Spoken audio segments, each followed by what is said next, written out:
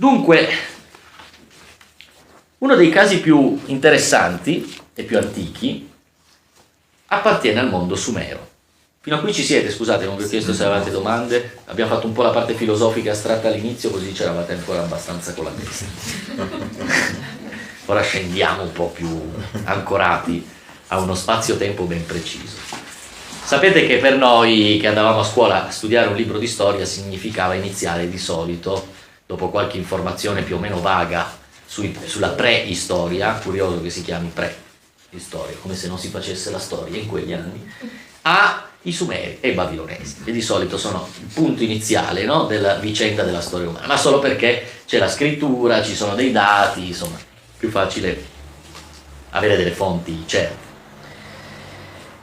Alla luce del nostro discorso su erotismo e spiritualità, di particolare importanza è il caso di Babilonia, così vessata poi dalla cultura ebraica, che ne ha fatto l'icona, e successivamente anche quella cristiana, che ne ha fatto l'icona della perdizione, del male, eccetera. Ma perché? Dunque, innanzitutto, tutti sapete, perché ormai è cosa nota, che Dio è nato donna, nel senso che tutte le culture antiche si rappresentano Dio in forma femminile, in qualunque angolo del pianeta. Ovunque io vada a scavare, l'archeologo si imbatterà in figure femminili di rappresentazione di Dio, dappertutto. Africa, Australia, Sud America, Europa, non importa. Per lungo tempo il concetto di Dio è stato tutt'uno con quello della natura e delle sue forze e delle sue manifestazioni. Solo molto più tardi si afferma un concetto di Dio che è sopra la natura, con i monoteismi in particolar modo. Il più antico dei monoteismi è l'ebraismo. Nel proiettare l'immagine di Dio al di sopra della natura, quindi creatore diverso dalla creatura o dalla creazione, nel fare questo passo, ecco la formula della separazione di cui parlavamo prima, tutti i culti della natura o tutte le religioni della natura vengono trattate come se fossero nemici da abbattere e distruggere.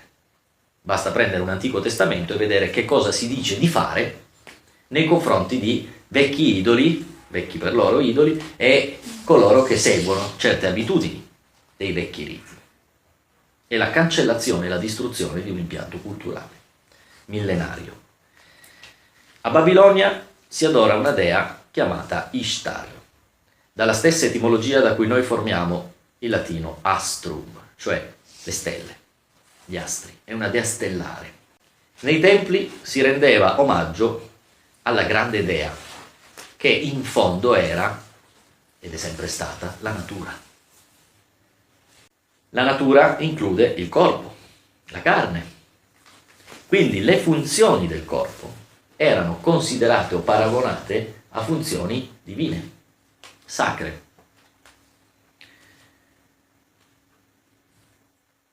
Siccome l'amore era già all'epoca inteso in maniera molto matura come un dono di sé, qual è il modo migliore, più efficace, immediato di rappresentare l'amor divino? Il dono del proprio corpo, che è il tempio del proprio spirito. Il dono del corpo è l'immagine del dono di sé. Nulla è più maturo per definire l'amore del dono di sé, del darsi. Non credete, per favore, o almeno criticate con un po' di lucidità e obiettività le dottrine, le filosofie e i pensieri che usano la parola amore, che adesso, come sapete, dai tempi del New Age, che quest'amore ci esce da tutte le parti, per farlo entrare in una logica di scambio, dove tu muovi certe energie, anche emotivamente, come stati di coscienza, eccetera, per ottenere in cambio dei risultati. Tipo successo, abbondanza, cose di questo genere, ma non solo di ordine materiale, però tutto quello che entra in una logica di scambio non è veramente amore. Se io faccio qualcosa con amore, per ottenere qualcosa, mediante amore, non sono nel livello di cui sto parlando. Sono in una logica che comunque è lo scambio economico. Una volta si ammazzavano gli animali si versava il sangue per tenere buone le forze della natura, no? Oggi invece non fai più sacrifici cruenti, usi altre forme di pagamento. Però sempre di scambio economico parliamo, no? Io semino questo affinché possa raccogliere questo. Se semino vento, raccolgo tempesta, allora cerco di seminare felicità per raccogliere godimento, che ne so. Ma è sempre una logica di scambio. Provate a pensare che la percezione che a un certo punto si è avuta nella storia di amore era più spirituale di questa. Ed è il dono. Perché il dono è diverso? Perché il dono si dà e basta, cioè nel senso è l'offerta di sé. Allora si passa all'immagine dell'autosacrificio. Guardate come il cristianesimo abbia proprio reso perfetta questa immagine. Cristo alla fine si fa ammazzare donando se stesso non per avere qualcosa in cambio, ma perché il senso del cristianesimo è in quel sacrificio di sé, che è il donarsi. Allora quello è percepito come amore con la maiuscola, perché è dare senza nulla ricevere in cambio, non senza voler ricevere, ma proprio senza ricevere in cambio. Ora, se avete capito questo discorso, capite come mai a Babilonia, nei templi, le sacerdotesse, ovviamente donne, perché la dea era femminile, praticavano una forma di consacrazione alla dea mediante il dono del proprio corpo.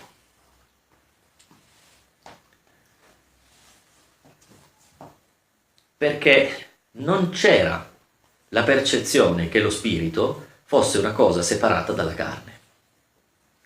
E noi qui dovremmo fare un enorme lavoro di ricongiungimento dopo circa 3-4 millenni di separazione tra l'idea di spirito e l'idea di carne.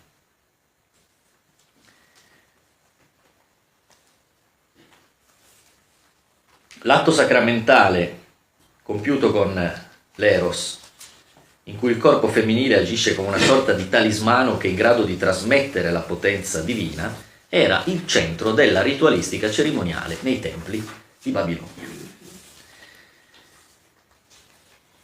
Tra l'altro, il versare il seme da parte dei maschi nel corpo di queste sacerdotesse sacre che avevano l'altissimo titolo di prostitute sacre patrocinava il compiersi di questo dono di sé.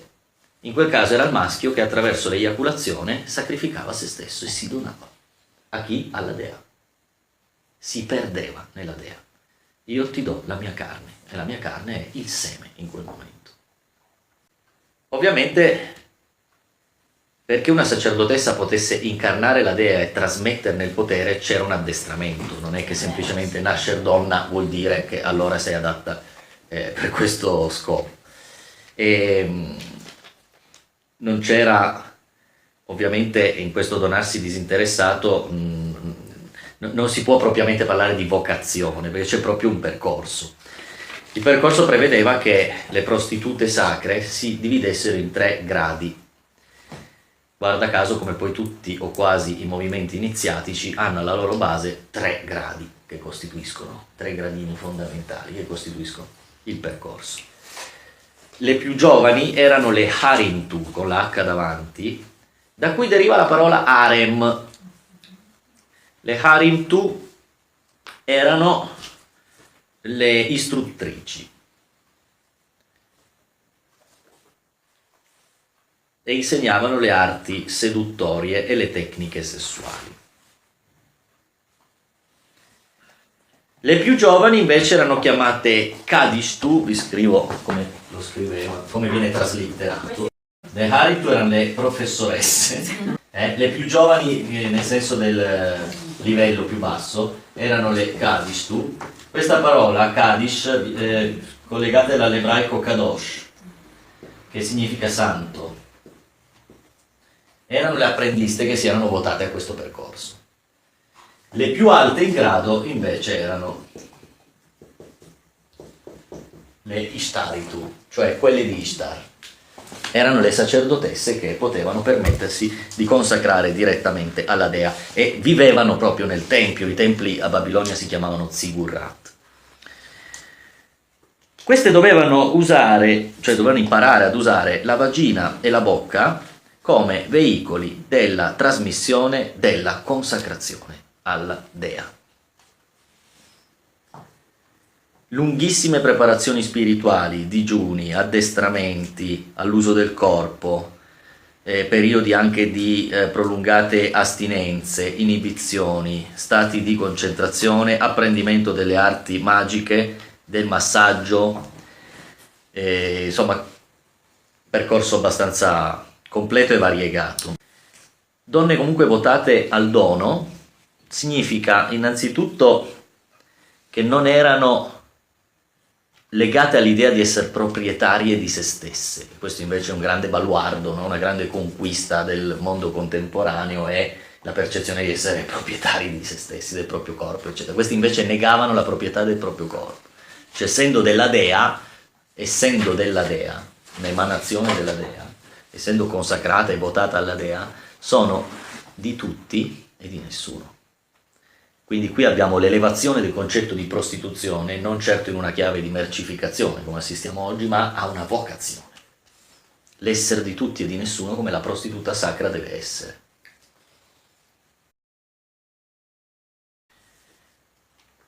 Naturalmente, le chiavi di una filosofia, di una religione che ruota intorno a dinamiche di questo genere saranno l'estasi, l'ebbrezza e il piacere, come veicoli. Non come fini, come veicoli. Guardate quanto siamo distanti dalla privazione, il dolore e la mortificazione che diventano invece i veicoli della realizzazione di alcuni monoteismi successivamente. Scusa, stai parlando di caratteristiche delle sacerdotesse? No, ho detto quel tipo di attitudine implica che la filosofia dello spirito si basasse su usare come veicoli l'estasi, l'ebbrezza e il piacere e non usare come veicoli, perché le celebrazioni ovviamente le sacerdotesse le facevano all'interno o delle festività o di determinate iniziazioni. Un esempio concreto lo potete leggere nell'epopea di Gilgamesh, no?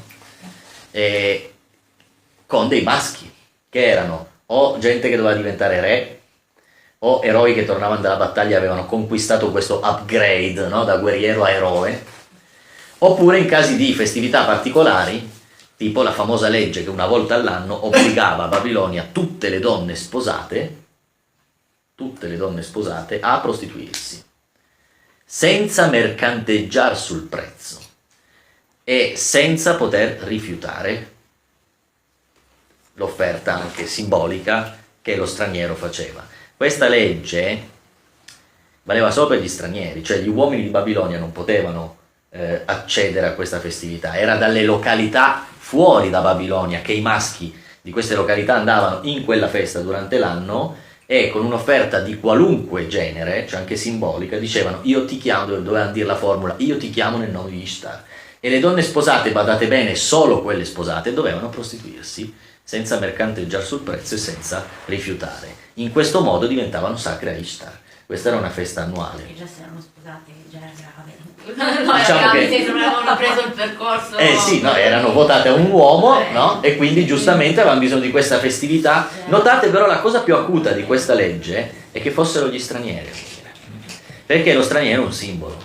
Non è che questa legge, diciamo, fosse fatta insomma, per negare qualcosa agli uomini che già a Babilonia magari vivevano un certo tipo di stile di vita, è perché lo straniero rappresenta è proprio una cosa acuta simbolicamente, è lo spirito estraneo di cui vi parlavo prima, il non io, è ciò che non riconosco, che viene e viola la tua intimità, ti penetra. E questo è l'allenamento che manca oggi, che lo straniero ci penetri. Guardate, adesso fuori dal discorso strettamente sessuale, l'estraneità può essere un oggetto, un'opera d'arte, dove io nella contemplazione, anziché cominciare a mettere in moto le rotelle della mente che diciamo questo secondo me significa quello, no perché io questo simbolo l'ho già visto, questo colore mi ricorda questo, invece di interpretare io subisco nella contemplazione, lascio che l'opera mi fecondi, mi penetri. Di solito questo capita quando visitate un museo, state in giro per un museo più di 2 ore e mezza, anche 3, e le resistenze della mente affamata che interpreta dopo un po' si abbassano. E allora dopo un'ora che giri per un museo cominci a essere sballato.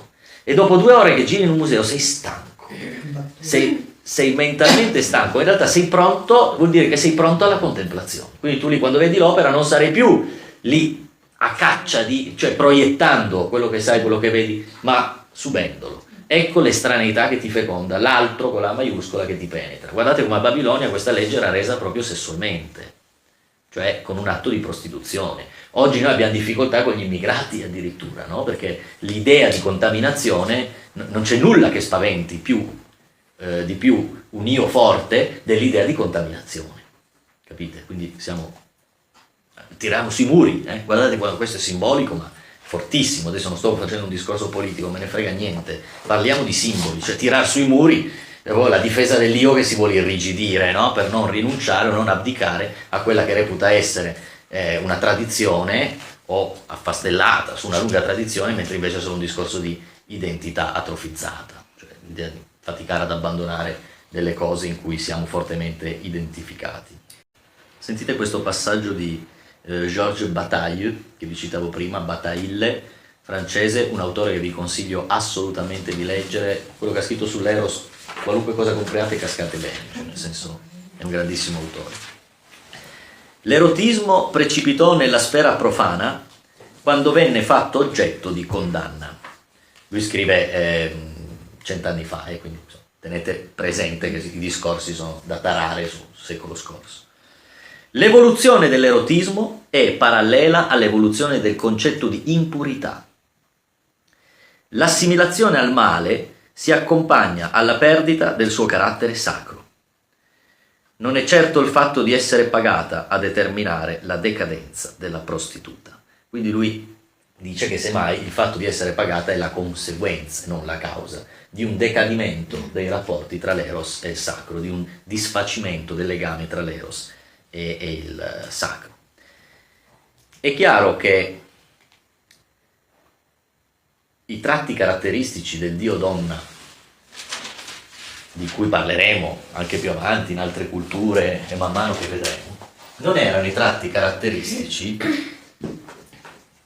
del divino femmineo che siamo abituati a vedere nei nostri templi. Questa dea di cui parliamo era, abbiamo detto, l'icona, è la dea prostituta. Ora, perché questo era importante? Perché se fosse stata la dea legata a un uomo, non sarebbe stata libera.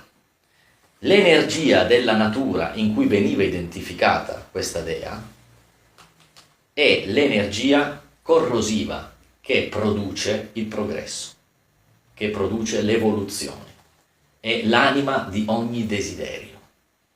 È la causa di tutto ciò che muove qualcosa in natura. È quell'energia, è l'eros, quell'energia che spinge il seme a orientarsi verso il sole, poi il germoglio sbucare dalla terra, andare verso il sole per il piacere di aprirsi al sole, l'ape che va, prende il polline, poi fa il miele. Tutti questi processi della natura sono l'ordito dell'eros. Questa energia è libera perché è liberatrice.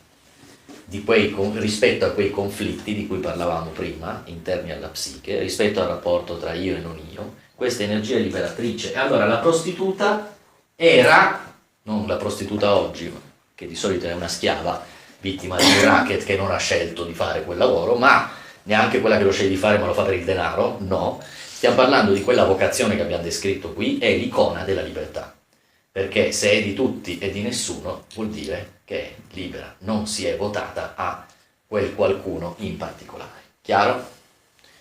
Secondo tratto caratteristico che vedremo enfatizzato meglio ancora in altre culture,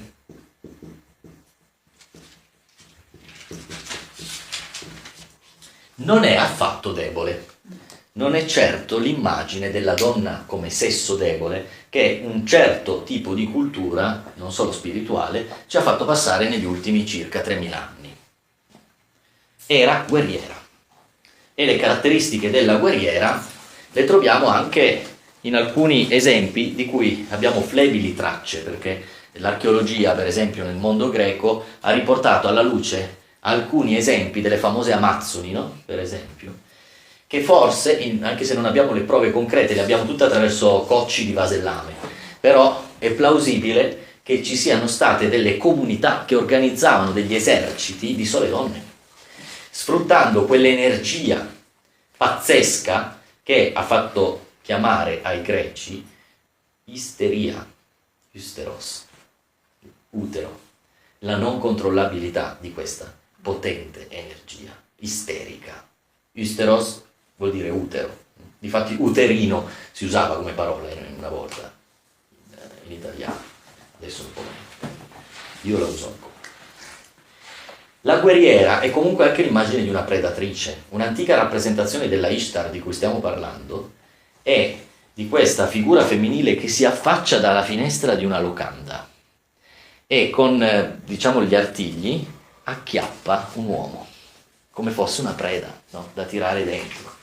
Quindi è un'immagine estremamente diversa rispetto a quella della ninfa rincorsa da Pan, per esempio. Cioè è un'immagine di un femmineo che in noi riecheggia da molto lontano, da così lontano da essere quasi scomparso. Poi oggi alcuni tratti, proprio oggi, alcuni tratti stanno riemergendo in questa graduale sfumarsi della differenza tra il maschile e il femminile, no? E allora vediamo alcuni tratti anche nell'abbigliamento, nel comportamento, nel mondo del lavoro, no? Stiamo riassistendo a un riavvicinamento di qualcosa che per molto tempo è stato invece tenuto nettamente separato. Quindi questa dea, in quanto prostituta e libera, in quanto guerriera, è forte. Ma il rapporto che avevano invece con l'eventuale prole? Capitava che questa Cenicienta facevano degli esercizi, delle cose per... Non le sacerdotesse, che evidentemente facevano una cosa molto semplice, osservare il proprio corpo e sapere quando erano, quando non erano in periodo fette. Il mondo della società babilonese ovviamente è un mondo normalissimo con i mariti, mogli e figli. La cosa interessante è che per lungo tempo in molte culture questi due elementi qui sono stati il tratto caratteristico della dea.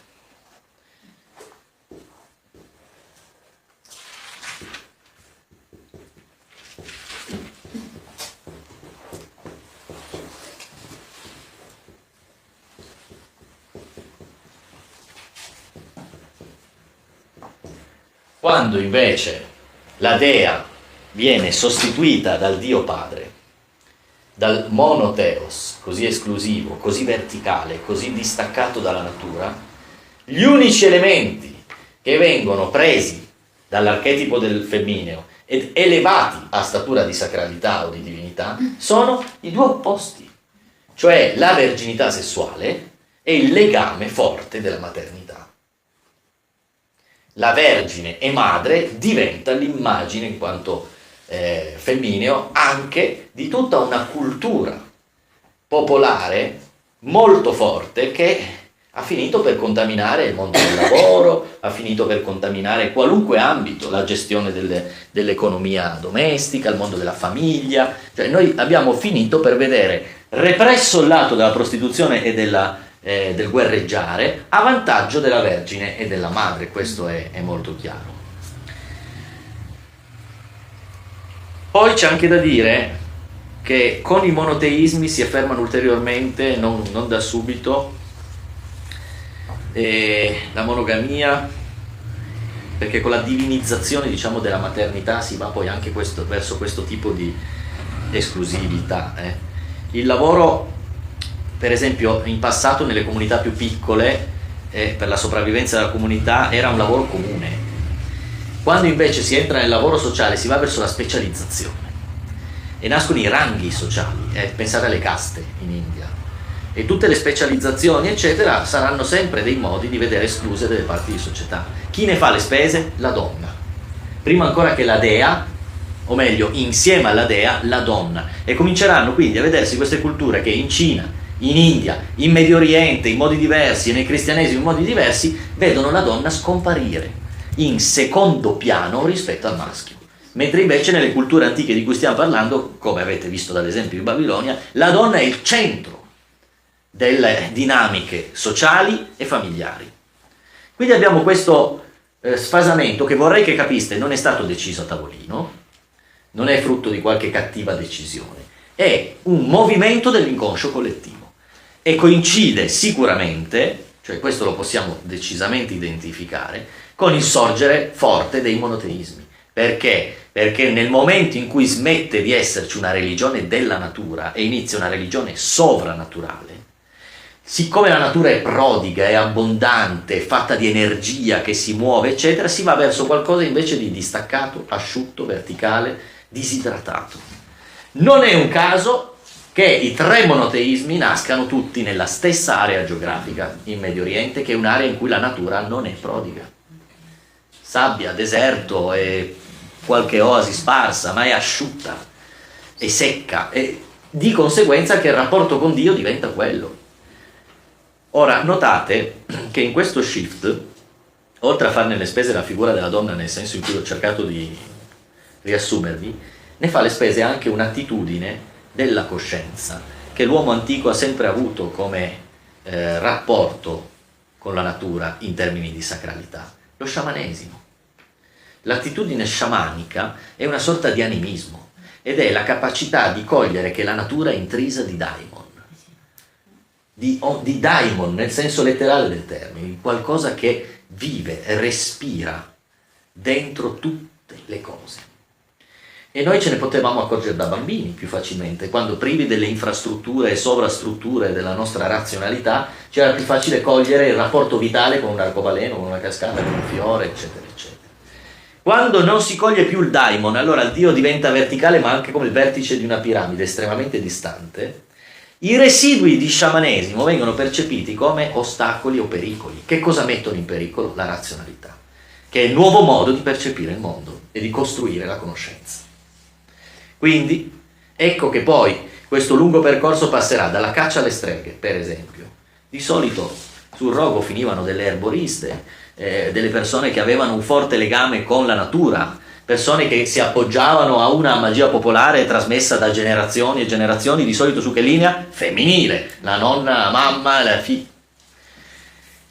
E più tardi, quando si spengono, non sono ancora spenti in realtà i roghi, ma magari diciamo si abbassa il livello delle sale di tortura, ecco che conquistiamo dall'Europa il nuovo mondo. E allora andiamo in America, chi vive in America? I pelle rossa, sciamani, altra religione della natura, tutti morti.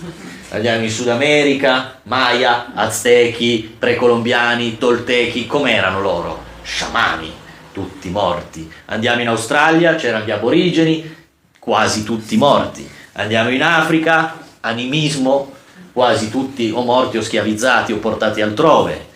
Cioè quello che vi sto cercando di dire è che nell'inconscio collettivo si è creata la tirannia della razionalità, e questa tirannia è predatrice, ma lo è nel senso che vuole schiacciare ed eliminare le potenziali zone d'ombra che mettano in pericolo l'edificio di questo modo di leggere la realtà, di questo modo di comportarsi.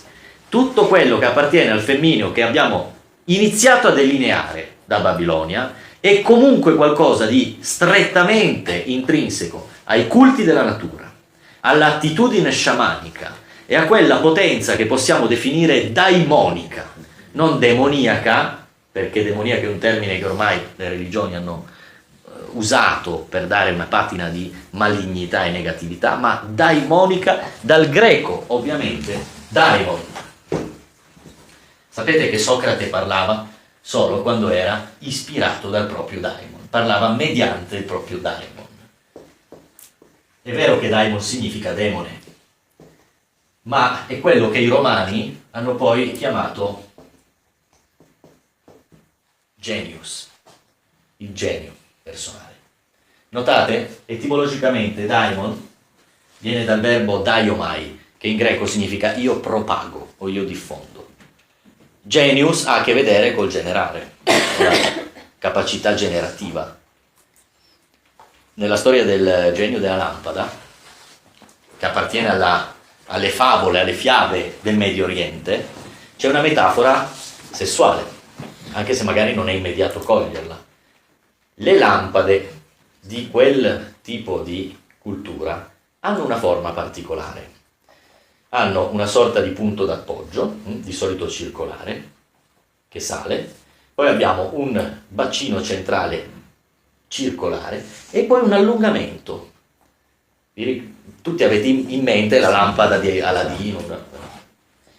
Questa forma ha con l'allungamento, poi abbiamo un'ulteriore parte che è quella in cui si accende la fiamma perché c'è l'olio, no? Lo stoppino, e lì abbiamo la fiamma. E se guardate in India, nell'India tantrica, c'è un oggetto sacro che è nascosto di solito nelle camere scure del centro dei templi. Questo oggetto si chiama Linga Yoni, che è il modo con cui chiamano i genitali, modo sacro con cui chiamano i genitali in India. Linga, genitale maschile, Yoni, genitali femminili. La forma di questo oggetto sacro è uguale alla forma della lampada medio orientale ad olio, solo che il Linga Yoni non è una lampada, nel senso non si usa, non ha la cavità, è un oggetto rituale o meditativo che ha la stessa identica forma. La protuberanza che si alza in cui vibrerebbe la fiamma è il fallo. La parte invece circolare che lo circonda e che poi si allunga è la vulva. Quindi se uno guarda il Linga Yoni è come se vedesse una penetrazione da dentro il corpo della donna. Quell'oggetto rituale è quello a cui si ispirano i medio orientali, vi ricordo che ci sono 7 o 8 secoli di dominazione dell'Islam in India, quando cominciano a fare le loro lampade. E il genio della lampada viene fuori in un modo solo. Strofinando, metafora dell'atto sessuale. Lo strofinamento o sfregamento è esattamente l'atto erotico. Lì esce il genio, e cosa fa il genio? Esaudisce i desideri, sex magic, pura. Lo strofinamento collegato all'atto erotico era noto al mondo indiano perché il modo in cui si accendeva il fuoco era prendere un bastoncino, infilarlo in una fessura incisa nel legno e strofinare. Come lo chiamavano in India il bastoncino? Linga. E come chiamavano la fessura nel legno? Yoni. Quindi per loro l'accensione del fuoco era un'immagine dell'atto sessuale. Lo strofinamento ovviamente è il coito, la copula, il fumo è il piacere e la scintilla o fiamma è l'orgasmo. Avevano questa sovrapposizione analogica, no? Tra questi due importanti elementi. Scusate se bevo un po' d'acqua, ma mi sto prosciugando.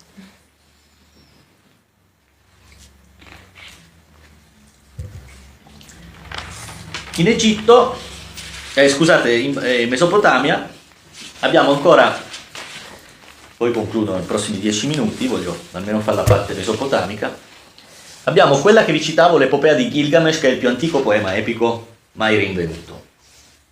Ve lo potete procurare facilmente, esiste un'edizione ad Elfi, con note, commenti, insomma abbastanza facile. E nell'epopea di Gilgamesh assistiamo in un passaggio all'iniziazione sessuale di Enkidu, che Enkidu è uno dei protagonisti, no? Questo eroe. E la sacerdotessa Samhat lo inizia nello ziggurat, nella camera sacra del tempio, con un rito sessuale che dura 7 notti consecutive. Questo rito sessuale 7 notti e 6 giorni, durante i quali non si esce da quella camera. Questo rito trasfigura letteralmente il soggetto e lo porta dall'essere un uomo, cioè nel senso un animale, a essere un eroe, cioè a acquisire lo status di semidivinità. E quindi è un'iniziazione vera e propria che consente il passaggio dall'animalità bestiale, appunto, dell'essere umano alla divinità dell'essere umano.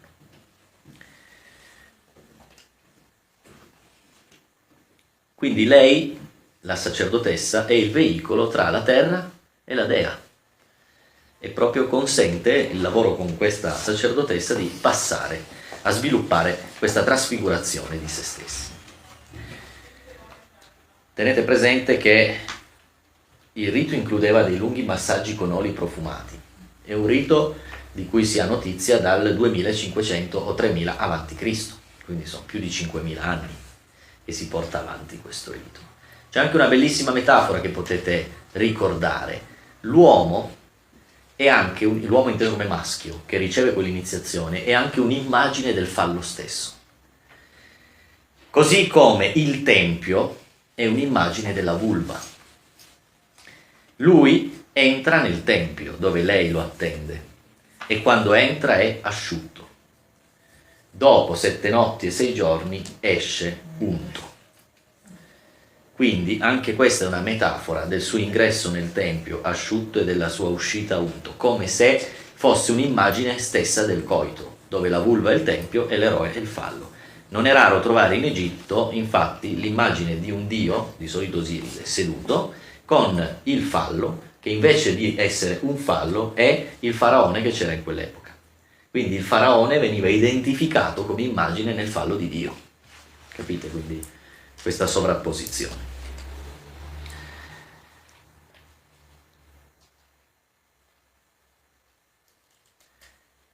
Questo rito era detto la splendida vulva, era chiamato così, e lei, da quello che ci è dato sapere, conduceva con le sue sapienti arti in uno stato di trance il futuro eroe o futuro re o futuro sacerdote, e quindi mediante la via sessuale trasmette il potere della dea grazie al fatto che, essendo tra l'altro un rito così lungo, si ha una potente alterazione dello stato di coscienza. Anche questo è un cedimento dell'io, capite? Perché tutte le resistenze che la coscienza può porre in termini di controllo, in una condizione di quel genere finiscono per crollare totalmente, ed è la perdita del controllo la chiave dell'acquisizione del potere della dea. Mettete questo in relazione a quello che dicevamo prima sul fatto che oggi ci sia una troppo evidente tendenza al controllo, sia in una società che ha sempre più gli occhi aperti e le telecamere in giro e i lampioni che ci negano la notte, sia nei nostri percorsi personali, anche quelli che hanno un fondamento tradizionale. Si tratta sempre di imparare a controllare il tuo corpo, imparare a controllare la tua mente, imparare a controllare il tuo respiro, imparare a controllare le tue emozioni, imparare a controllare le tue reazioni. Questo è giusto, ci mancherebbe, non sto dicendo questo. Però sto dicendo che la perdita del controllo ci manca. Infatti poi quella ci spaventa, no? Panico, di nuovo, nel senso del pan. Però puoi trovare tutto nella sessualità. Sì, è proprio questo che succedeva lì, nello Ziggurat. È curioso perché il caso della sessualità, lo vedremo bene in questo seminario, in questi incontri, gioca su una forte ambiguità e in fondo non è diverso da quello che accade con lo yoga.